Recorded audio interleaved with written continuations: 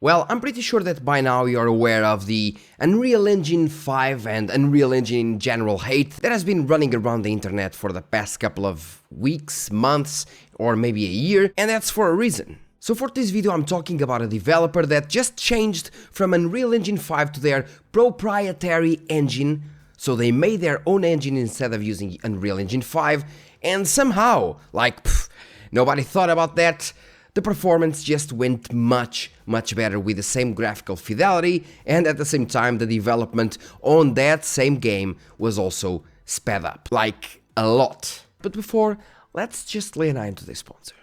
Today's sponsor is AliExpress, with awesome products like this car booster with up to 3000 amps of peak power and 150 psi to inflate your tires. And I do know this is a tech channel, but most of us use a car at least a few times a week to go to work or to do chores. And it happened to me before with the battery just flat out dying.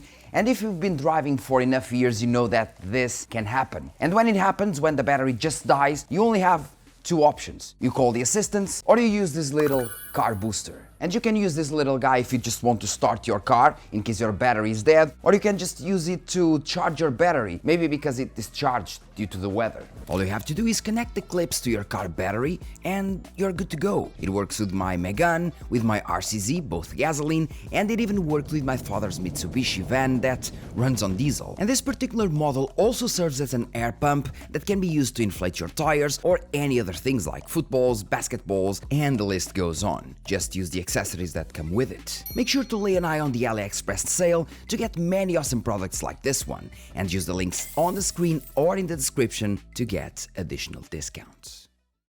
And if you're new to the channel, I'm Fabio Pisco, and this is Ancient Gameplays, and no, I am not an Unreal Engine 5 hater, and if you saw some videos previously from Threats Interactive, for example, you know that he bashes a lot on Unreal Engine, and that's for a reason, because generally, Unreal Engine sucks. The first Unreal Engine was quite good, and I believe the second one was good as well. The third one was actually pretty nice. The fourth one was a crap, and the fifth one is also filled with issues. Issues that most times Epic Games just doesn't want to fix. And you might say, well, you're saying that you're not an Unreal Engine 5 hater, but yeah, I'm pretty sure that you are hating on Unreal Engine 5. Well, not really. I'm not really hating on the fact that Unreal Engine 5 is there, and I believe that Unreal Engine 5 is really great for indie developers. For indie developers that don't really have all that budget, Unreal Engine 5 is great, and I do believe that. What I don't really believe and what I don't really like is that huge developers are ditching their in-game engines to go with Unreal Engine 5. That's what I don't like. One of those examples is Oblivion, the Oblivion remake, the Elder Scrolls Oblivion. And they changed to Unreal Engine 5, and what happens is that the game looks fine, but the performance hit is much bigger than what it should be for the visual fidelity that we have in that game. And lots of things happen like that, lots of games that just changed to Unreal Engine 5, and the previous iteration of the game was much lighter compared to the visual fidelity that it had. And the same happened with the developers from this game, the Wayward Realms, under the direction of Ted Peterson and Julian LeFay, lead developers of the team behind the original Elder Scrolls, Arena, and Daggerfall. Once Lost Games is creating a new open-world fantasy RPG, and so on. So basically, it is kind of an indie studio, but at the same time, they have kind of big names that worked on very good titles before. And they were using Unreal Engine 5, and now they have this announcement posted yesterday saying, transitioning away from Unreal. And again, I am not an Unreal Engine 5 hater or an Unreal Engine hater at all. What I am saying is that as soon as some developers change from their in-house game engine to Unreal Engine 5, most of their games kind of lose the special feel or the special tone that the game has. It feels like something different, like something really relatable most times, something different with that touch of that same company. And when they change to Unreal Engine 5, the games tend to lose that touch. For example, when you're going to Sony games, they usually have their in-house game engines like God of War, The Last of Us, so the games do feel and do look different. When you're going to Unreal Engine 5, most games have that tone, most games have that same feeling when talking about gameplay, so it's more of the same. The games don't have that special feeling. It's not just about the game engine and so on, and you might say, well, but Unreal Engine 5 is not that poorly optimized, it's not that crap. For example, look at Arc Raiders. Well, in case you don't know, you're making me even more correct. Because in order to make Arc Raiders run as good as it runs, because it does look fine, well, it looks great, let's be honest. It looks great, has very good gameplay, and overall isn't heavy at all. But in order to make Unreal Engine 5 run that way, they actually had to strip down Unreal Engine 5 from the things that make Unreal Engine 5, which is basically Lumen and Nanite. They stripped down Unreal Engine 5, and that's why it runs great, because if they added Lumen and Nanite, the performance would tank. I assure you. So even the developers that make Unreal Engine 5 look great or run great, they do have to strip down Unreal Engine 5 from the things that makes it Unreal Engine 5. But well, transitioning away from Unreal, we want to extend a sincere thank you to the overwhelmingly positive reception to our devlog, blah blah blah blah blah. Now, let's go to the part that really matters. After reviewing the many thoughtful comments we received, we've made a major but exciting decision. We are fully transitioning away from Unreal Engine and building our own proprietary engine. This move gives us the control and flexibility needed to deliver the experience you've told us you want.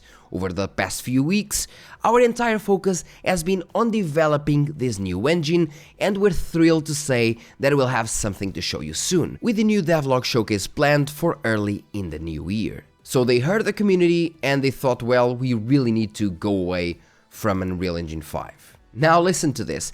Shifting to our own engine is a major step, and while it positions us to deliver a far better game, which is great, it also means we won't be able to meet the end of the year goal we previously set. Our new target is to release to our Kickstarter's backers in June of the next year, with a public early access release following a few months later. Now, look what they achieved only from changing from Unreal Engine 5 to their own game engine. The new engine allows us to achieve 30 plus FPS on decade-old laptops without dedicated GPUs, giving us excellent performance even on very low-end hardware, run the game at nearly 30 FPS on a first-generation Nintendo Switch, ensuring smooth performance on all major consoles with full Linux support included. So we not only have the older consoles running the game, at least at 30 FPS and lower resolutions, we also have full Linux support, something that wouldn't be happening with the Unreal Engine 5 game engine, that's for sure. Load AR, a static map 4 times the size of Manhattan in under 1 second, providing an almost instant start, which is already great. Load the entire engine in roughly 300 milliseconds, which allows extremely fast iteration and has already more than doubled our development speed. Listen to this, more than doubled our development speed. And of course we can say that they just don't know how to work with Unreal Engine 5 properly. Yeah, that's fair, that's completely fair. There are some people that can do really good things with Unreal Engine 5, but again, games that run very well on Unreal Engine 5 usually have the Unreal Engine 5 things all stripped down, Nanite, Lumen and so on, and even those that have those, like Fortnite for example. Fortnite looks great in its art style and so on, but it's not a looker per se, and it still runs. In order for you to run it at very high FPS with Lumen and Nanite, you still need to use upscaling and a very good GPU. Okay, unless you're using very low settings. I'm talking about high settings, epic settings. It is still quite heavy, and again, it's Fortnite. And then it ends with offer full community modding support for everything outside the core systems, using a public scripting language inspired by C as a tribute to the Daggerfall Unity community. And of course, it doesn't look great. It's still in early development. It doesn't look that great. We can see that it is still pretty raw.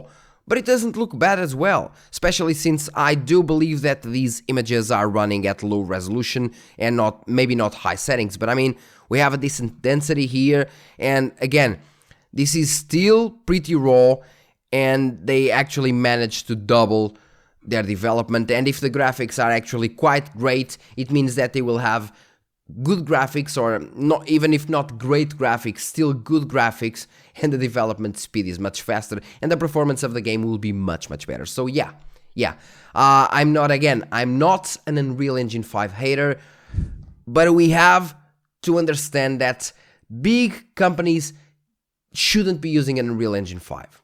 Okay, Epic can use Unreal Engine 5, maybe some indie developers or some small teams can use Unreal Engine 5, but the big developers, in my opinion, should always use their in-house engines, like, for example, Frostbite for the EA games like Battlefield, Need for Speed, and so on, which I believe is a good engine. Then we have other game engines like, let's say, we have Unity, even though Unity is, it's quite left behind in some case scenarios, but we do have some pretty good engines like, for example, Cyberpunk 2077.